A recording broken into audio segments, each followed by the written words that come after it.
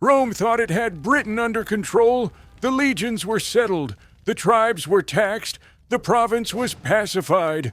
Then one woman snapped. Her name was Boudica, and in the year 60 AD, she came closer to breaking Roman power in Britain than anyone ever would. Rome ruled Britain through client kings, local rulers who obeyed Roman law, paid Roman taxes, and stayed useful. Boudica's husband, King Prasutagus of the Iceni, was one of them. When he died, he tried to protect his family. He left half his kingdom to Rome and half to his daughters. Rome ignored the will. Roman officials seized everything. They publicly flogged Boudica. They raped her daughters, not secretly, not quietly, in front of her people. This wasn't punishment. It was a message. Rome believed Britain would stay silent. They were wrong.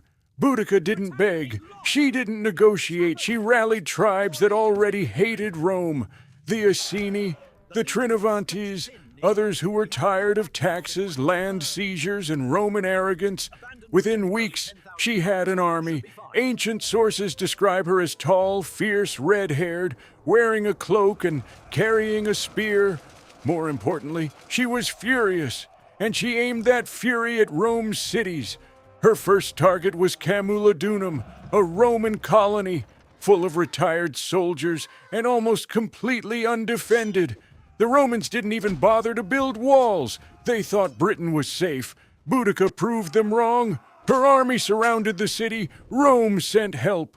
200 soldiers. They never made it. Camulodunum burned. The temple to Emperor Claudius collapsed in flames. The city was wiped out. Archaeology still shows the burn layer today.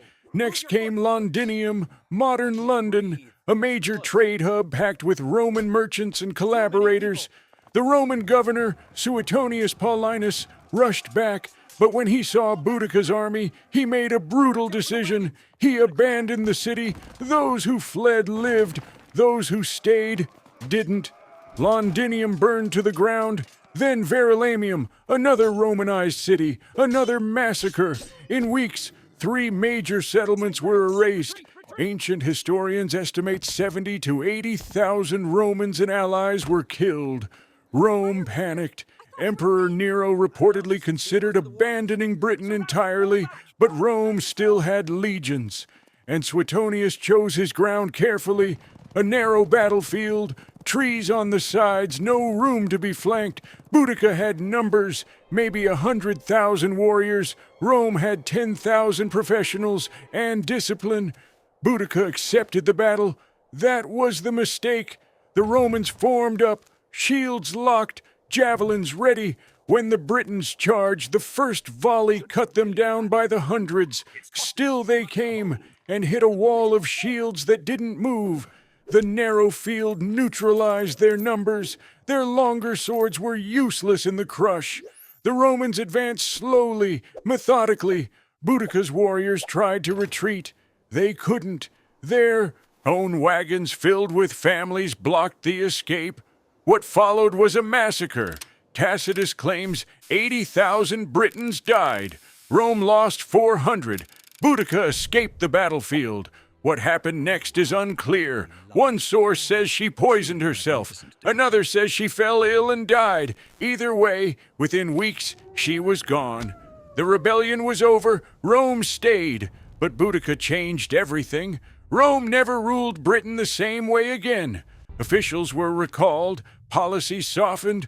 More legions were stationed permanently. Britain was no longer treated as safe.